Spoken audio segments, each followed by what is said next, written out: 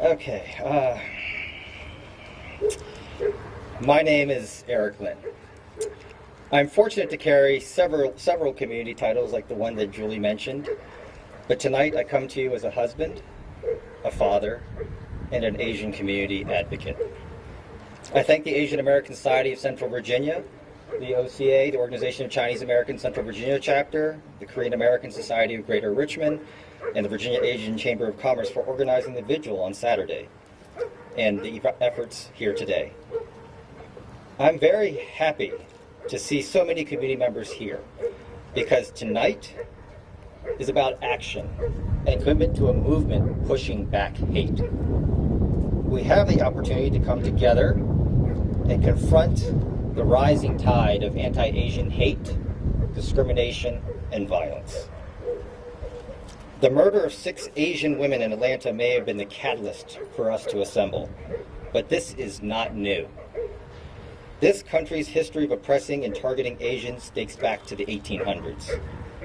In 1871, a mob of more than 500 people lynched 17 Chinese in Los Angeles, one of the largest mass lynchings in U.S. history.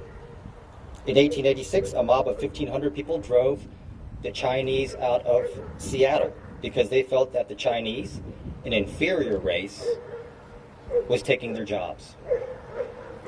In 1982, Vincent Chen, a Chinese man living in Detroit, was killed by unemployed auto industry workers who thought he was Japanese because they blamed the Japanese for the downturn in the auto industry. Our country's shameful history of targeting Asians wasn't just done by vigilantes and hate-filled individuals. It was also driven by our government. In 1882, Congress passed the Exclusion Acts, the first law to restrict immigration and citizenship of a peoples because of their race. In World War II, 120,000 Japanese Americans were driven from their homes and held in internment camps for 3 years. Their properties were taken and their lives were destroyed, all because their loyalties as foreigners were questioned. So you can see, xenophobia and the targeting of Asians is not new. And our fear is not that these are random acts of some sick individuals, but a disturbing undercurrent of racism. So what can we do?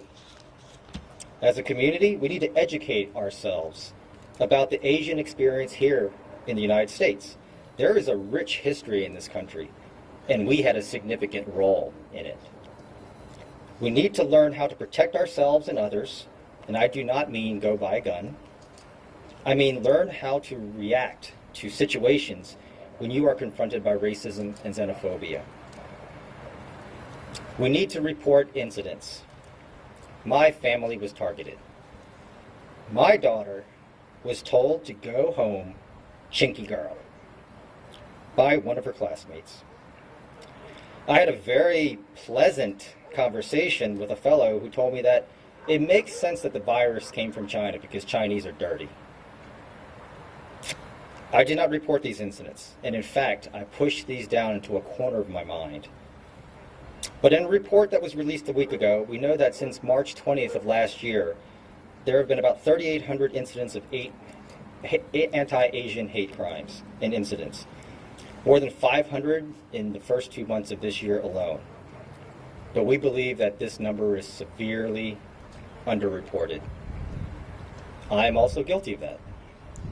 We need this data to be collected and pooled nationally so we can see the prevalence and scope of the hatred against our communities. We need our elected and local leaders to acknowledge this damaging narrative and take substantive steps to address our concerns. Many of us have sat at the table with these leaders. We have shown up as voters and donors. This wave of anti-Asian sentiment is not going away. We appreciate that our leaders are willing to stand with us, but we need you, who represent us, to lean in and fight alongside us. And now I call upon us to act. We stand here as individuals. You are probably asking yourself, but what can one person do? I say one person can inspire a movement, can support a movement, can lead a movement. You can do all of these. We represent organizations.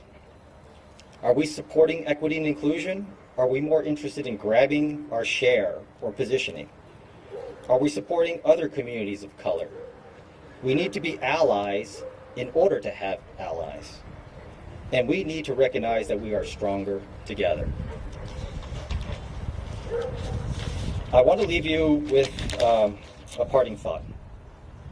Tommy Lasorda, the famous manager of the Los Angeles Dodgers, once said, "There are three types of people. Those who make it happen, those who watch it happen, and those who wonder what happened." You have to decide which one you want to be.